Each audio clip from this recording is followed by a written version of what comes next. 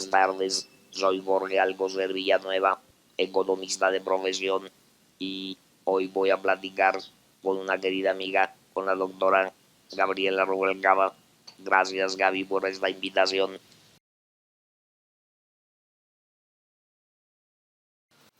Mi involucramiento siendo yo economista de profesión casi fue una casualidad. Digamos, en el año 85, que fue cuando me involucré por vez primera en la materia electoral, alguien me hubiera dicho que acabaría yo hablando de elecciones como mi actividad principal, me hubiera yo reído. Soy egresado de la Facultad de Economía de la UNAM. En ese entonces mi principal interés estaba en los temas económicos y fui electo diputado federal en la 53 legislatura de la Cámara de Diputados por el entonces Partido Socialista Unificado de México. El PSUM era el heredero directo del Partido Comunista Mexicano. Yo ingresé al Partido Comunista en el año 1976, cuando el partido todavía era ilegal. En el año 1977 se produce la primera reforma política impulsada por el presidente José López Portillo y el secretario de Gobernación de aquel entonces, don Jesús Reyes Heroles. Esa reforma política es, digámoslo así, Gabriela, la reforma germinal. De ahí parte todo lo que ha pasado desde entonces. La reforma del 77 tenía un objetivo principal: incorporar al Partido Comunista Mexicano a la vida electoral legal del país. Ese fue su objetivo principal, y para lograr ese objetivo, además de otorgarle el registro al Partido Comunista, se creó la figura de los diputados plurinominales o diputados de representación proporcional. La primera cámara de la reforma política, que es la que se elige en el año 79, es una cámara de 400 diputados, 300 de mayoría y 100 de representación proporcional. La reforma de Reyes Heroles no tocó el esquema o el sistema electoral, siguió controlado de cabo a rabo, de pies a cabeza por el gobierno, pero abrió los espacios para que nuevas expresiones políticas, hasta entonces en la clandestinidad o incluso en la persecución, pudieran acceder a la Cámara de Diputados y formar parte del concierto nacional de voces de la política ya de manera legal. Soy parte de la última generación de militantes del Partido Comunista y fui electo entonces como diputado en el año 85, después de que el Partido Comunista cambia su denominación, sus documentos básicos, y pasa a ser el Partido Socialista Unificado de México. Ahí empecé, Gaby.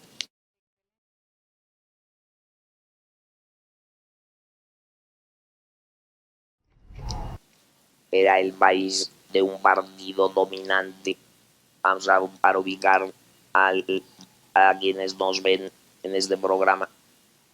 En la elección del año 85, de los 300 distritos uninominales, desde entonces ya había 300 distritos, el Partido Revolucionario Institucional, el PRI, ganó en 294.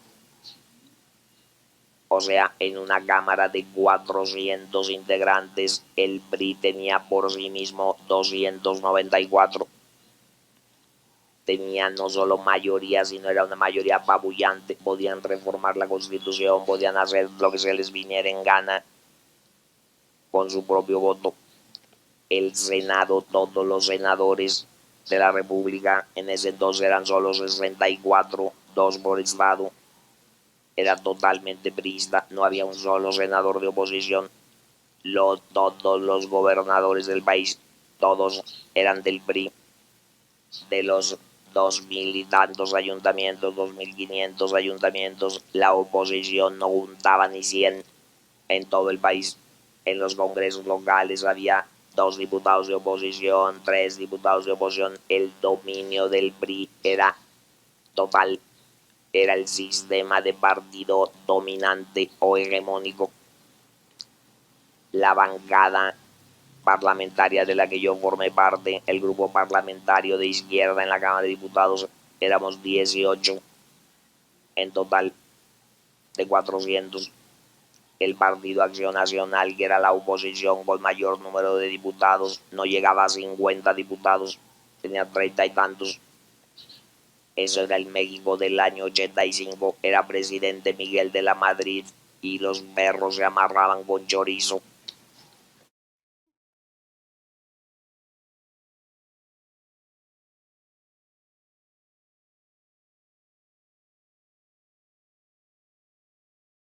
Bueno, esa es una larga historia. Yo he dicho, escrito en varios ensayos, en varios libros, que las reformas electorales en México son un largo ciclo que arranca en el 77 y que todavía hoy no culmina. En ese largo ciclo, solo por recapitular de manera breve y sin abusar del tiempo de nuestros televidentes, reforma constitucional en el año 77, segunda reforma constitucional, que es en la que ya me toca participar como diputado en el año 86, 10 años después una nueva reforma. Después se cae el sistema y viene la crisis política del 88 y hay una nueva reforma en el año 90 y ahí se acelera todo. Reforma en el año 90, otra en el año 93, otra en el año 94, otra en el año 96. Ahí en el periodo de gobierno de Carlos Salinas de Gortari Gavi hay 3 reformas electorales, 90, 93 y 94. Luego, siendo presidente Ernesto Zedillo y secretario de Gobernación Jorge Carpizo, se hace otra reforma, todavía con Salinas, perdón, 3, 4 reformas con Salinas. Luego, siendo presidente Zedillo, en el año 96 se hace la que Zedillo llamó la reforma definitiva. Fue tan definitiva que 10 años después otra reforma, 2006, 2007, 2008 y la última en 2014. Y en este año 23 nos salvamos de otra. Digo nos salvamos porque querían despedazar el sistema electoral y por fortuna la Corte ha echado para atrás todo eso. Es un largo ciclo de reformas que no ha culminado, pero en ese largo ciclo de reformas, y eso es lo que hay que valorar, logramos lo que parecía imposible para quienes ingresamos a la oposición política activa en los años 80. Parecía imposible que México pudiera tener alternancia en el ejercicio del poder público por medios pacíficos y mediante el voto popular. Cuando yo era diputado, una vez un personaje casi de leyenda de la política mexicana y del sindicalismo mexicano, Fidel Velázquez, hizo una declaración que ilustra, Gaby, lo que era la visión de aquellos años. Decía Fidel Velázquez: llegamos por una revolución y a balazos y solo nos iremos igual. Bueno, después de reformas y reformas y reformas, en el año 2000, con los votos, el PRI salió de la presidencia, entregaron la presidencia a otro partido y todo cambió. Y hemos venido del año 2000 hasta ahora 3 alternancias, 3 Vicente Fox, Felipe Calderón, tuvimos 4 presidentes y 3 alternancias, Vicente Fox y Felipe Calderón, 12 años del PAN, luego regresó el PRI con Peña Nieto, y en 2018 la izquierda, o eso que dicen que es de izquierda, llega a la presidencia con Andrés Manuel López Obrador, y tenemos lo que tenemos. Es un largo ciclo de casi 40 años, es de lo que estamos hablando, y México cambió profundamente.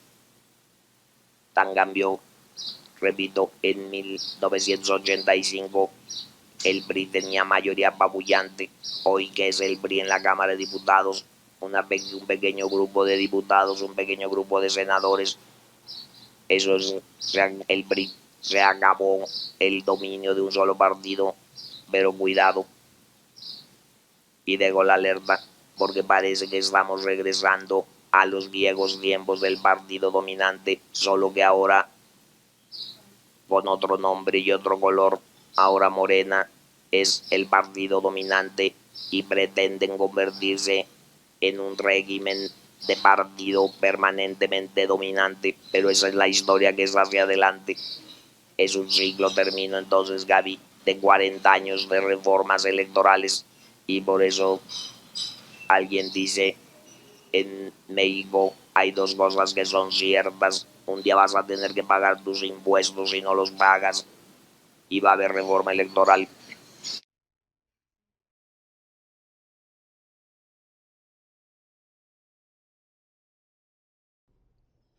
Yo creo que ahorita, en este momento, en octubre de 2023, el mayor reto que tenemos es que la elección del 2024 se desarrolle conforme a la Constitución y la ley, que las instituciones del Estado respeten a las instituciones electorales, acaten sus decisiones y cumplan con el mandato constitucional de permitir y garantizar que el voto sea libre y secreto, que no haya coacción, que no haya presión y que el gobierno no intervenga a favor de su partido. Ese es el reto más importante que hoy tenemos, más que una ventana de oportunidad. Lo que tenemos es que defender y consolidar la oportunidad que volvemos a tener de elegir libremente a quien habrá de gobernar a nuestro país del año 24 al 2030. Eso es lo que hoy está en juego y eso es lo que yo veo como la tarea central de ahora al primer domingo de junio del año próximo, del 2024.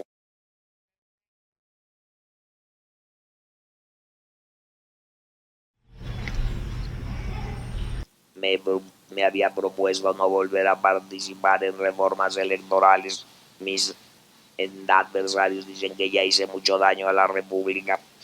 He participado en todas las reformas electorales desde 1986. De un lado o de otro de la mesa, he sido asesor del secretario de Gobernación Carpizo en la reforma del 94. El presidente Cedillo me confió la revisión final de la reforma del 96. En 2007-2008 encabecé el equipo asesor del Senado de la República para la reforma electoral de aquellos años. En 2014 no participé porque dije que estaba en contra y los mandé al diablo. Bueno, es una expresión indebida, no los mandé al diablo, les agradecí por invitarme y les dije que no. Había prometido ya no estar dando lata en materia electoral, pero creo que vamos a dar lata todavía otro rato. Tengamos en cuenta lo siguiente. Primero, ya no puede haber reformas electorales en este momento. La Constitución no lo permite por la estabilidad del sistema. No podemos estar cambiando las reglas de la competencia cuando ya los autos se echaron a correr. Y aquí se echaron a correr antes de tiempo. Ya tenemos hoy dos candidatas presidenciales. Una coordina la defensa del Santo Sepulcro, o como se llama esa cosa, la defensa, no, la defensa de la 4T, y la otra coordina el frente que no es frente ni es amplio y ya nadie sabe qué es eso, pero ya andan ahí las dos en campaña. Eso es lo que ya tenemos hoy.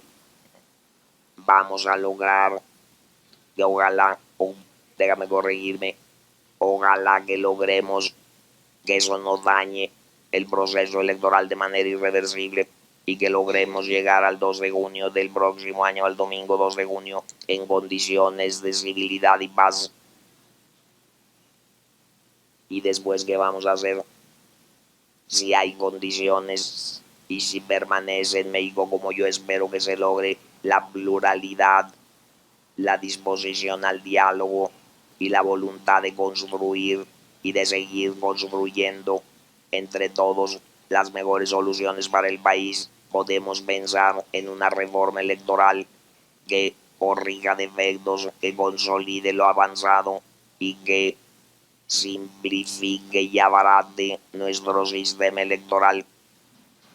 Eso creo que sería fundamental, pero veo con temor la pretensión gubernamental, tanto del presidente como de su candidata presidencial, de ir a la construcción de un régimen de partido casi único, cuando invocan que ellos lo que quieren es tener mayoría en ambas cámaras, mayoría para reformar la Constitución. Lo que nos están ofreciendo como futuro político para México es el autoritarismo y la exclusión de cualquier voz opositora, la negativa al diálogo y la formación de un régimen en el que ellos ya se ven como el nuevo PRI gobernando otros 100 años. Eso es lo que no hay que permitir.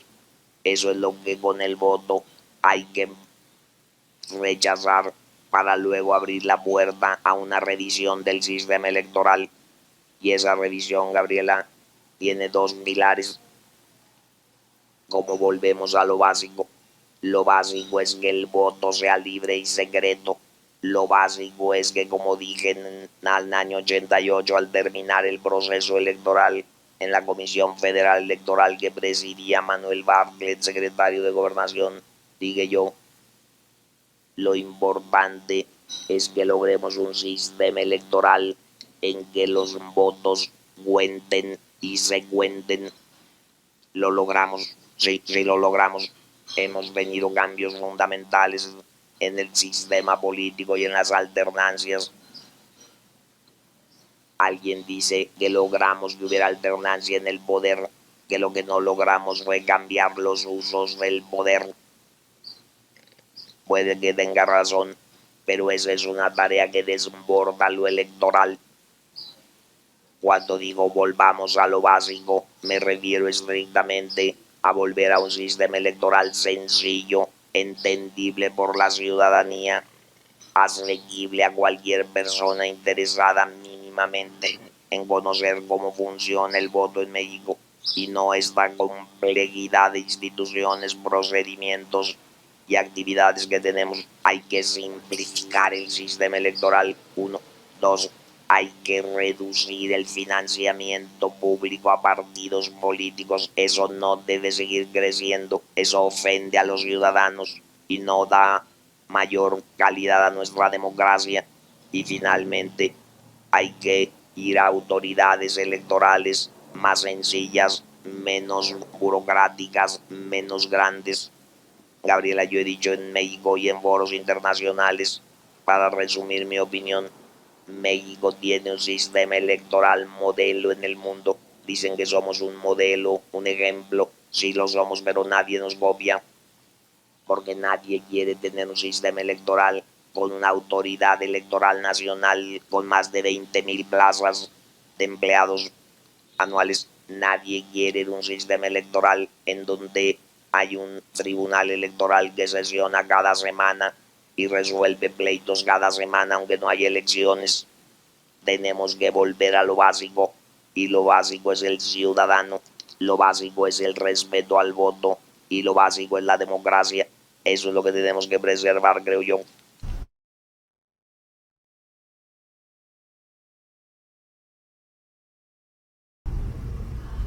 En este momento, octubre del año 2023, lo que yo veo son instituciones bajo fuego. Hay una película de hace algunos años sobre un jurado que se llama algo así como Jurado en Fuga, perseguidos las instituciones electorales mexicanas, el Instituto Nacional Electoral y el Tribunal Electoral del Poder Judicial de la Federación están bajo el ataque sistemático planeado de el presidente de la República y de su partido. Hace meses salió la gente a las calles con la consigna "el INE no se toca", pero hoy el INE está problemado, enfrenta graves dificultades. El presidente de la República se niega a acatar las resoluciones del INE, se burla de ellas, hace mofa de la autoridad electoral y ataca directamente al INE y también al Tribunal Electoral. En el Senado de la República, la mayoría morenista acaba de cometer el atropello de devolver a la Corte la propuesta de candidatas a una magistrada de sala regional especializada. Eso es un atropello, es un uso indebido de la mayoría parlamentaria, es un uso irracional que atenta contra la democracia. Hoy lo principal es defender a las instituciones electorales y también exigir de ellas que cumplan con los mandatos, las facultades y las atribuciones que tienen conferidas por la Constitución.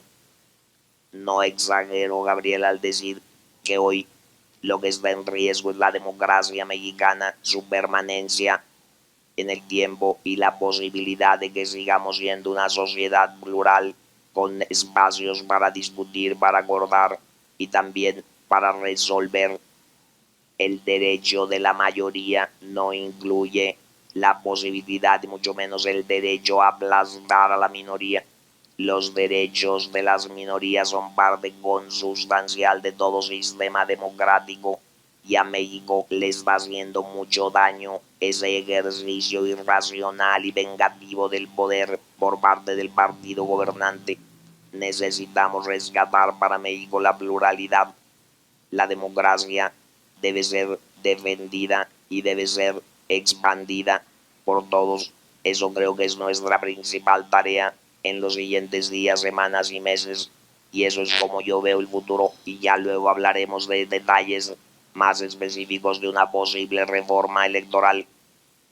Pero si la reforma es para destruir lo construido, si la reforma es como lo que se pretendió hace meses para destruir al INE, para destruir al Tribunal Electoral o para peor aún destruir al Poder Judicial de la Federación, esa reforma no debe pasar y tenemos que hacer todo lo que está en nuestras manos para evitarlo.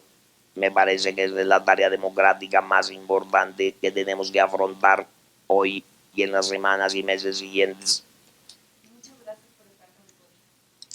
Gracias a ustedes por el interés y gracias por esta plática.